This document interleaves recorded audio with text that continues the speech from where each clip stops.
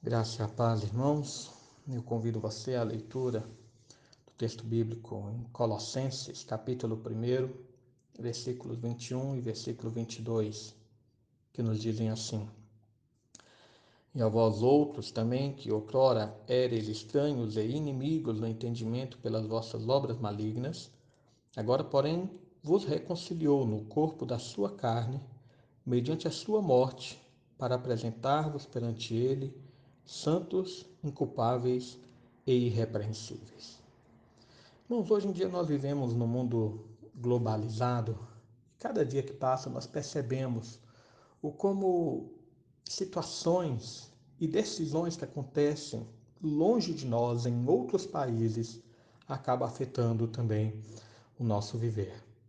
Por exemplo, nesse período de pandemia, vimos como uma doença que surgiu lá na China e como decisões do governo chinês acabaram por afetar não apenas o nosso país, mas também afetar o mundo todo. Mas eu queria falar de uma decisão que houve na eternidade e que houve lá no reino celestial, que também atingiu a vida dos crentes. Veja que após Paulo falar aqui sobre quem é Jesus, ele vai discorrer sobre o efeito de Jesus na vida dos crentes. E a primeira observação que nós temos de fazer é que Paulo ele parte de uma análise geral para aplicar ao particular. Ele fala de quem é Jesus para toda a criação e para a igreja, da sua obra da salvação para todo o seu povo, para então aplicá-lo de forma bem íntima aos seus destinatários.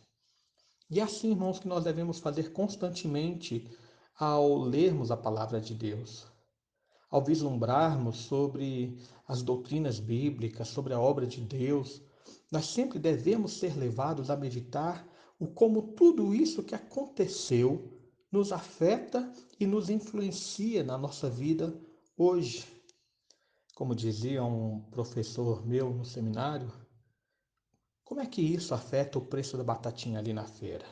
Ou seja, como é que isso, esse texto bíblico que eu estou lendo, muda a minha vida ou muda meu relacionamento com Deus, transforma o meu viver?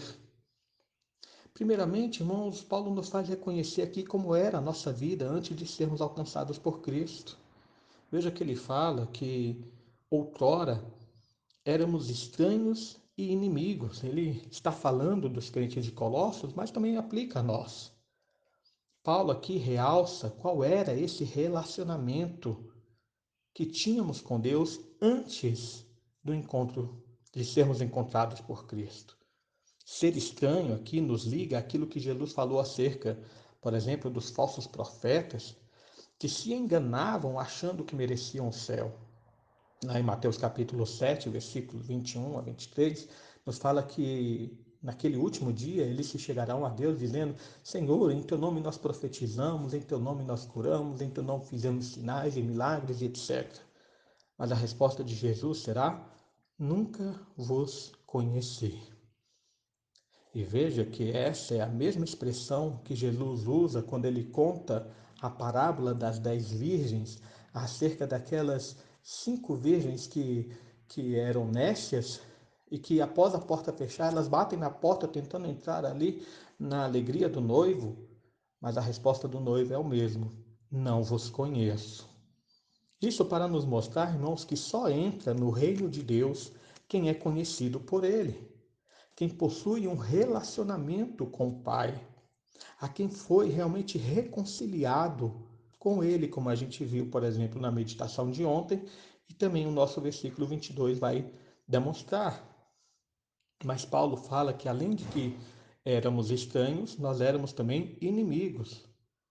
E nós já vínhamos falando nesses dias anteriores sobre isso. Por que éramos inimigos?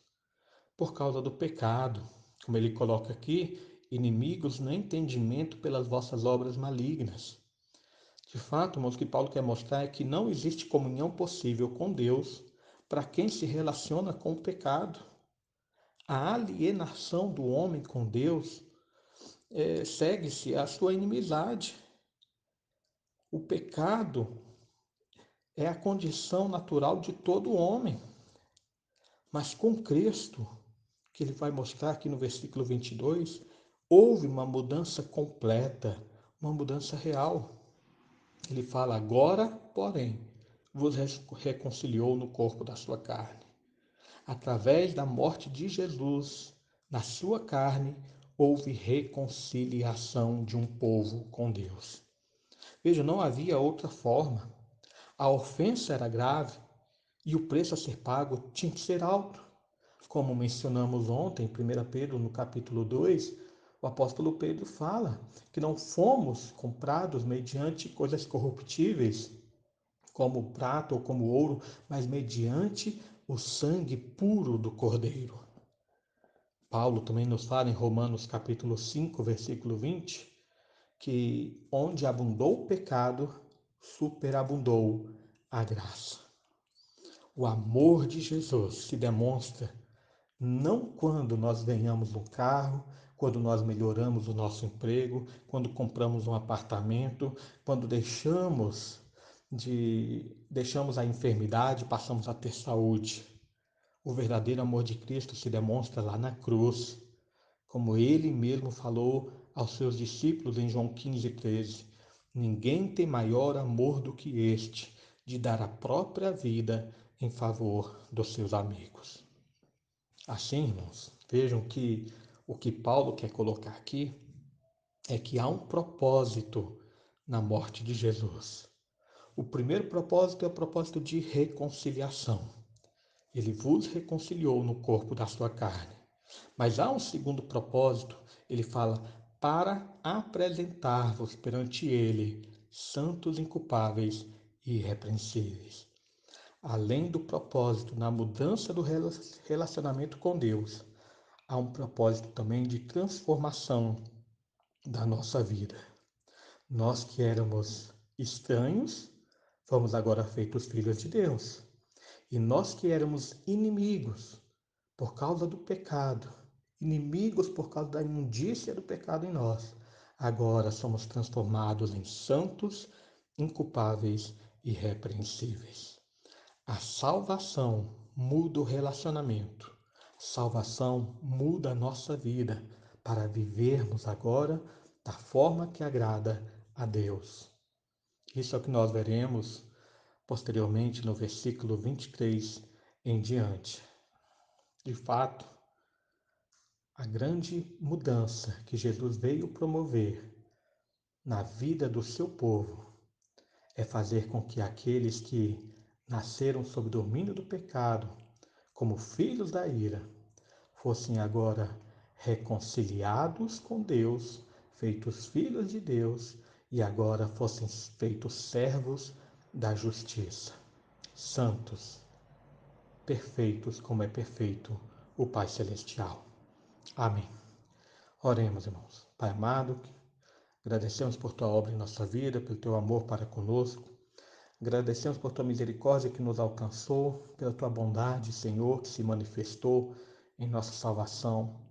Te exaltamos, ó Pai, porque fôssemos estranhos e inimigos, mediante a morte do teu Filho, tu demonstraste teu amor para conosco, a fim de nos fazer teus filhos e também de transformar a nossa mente e transformar a nossa vida para uma vida santa. Vivifica-nos, portanto, transforma-nos diariamente e santifica-nos. É o que nós pedimos. Em nome do teu Filho Jesus. Amém.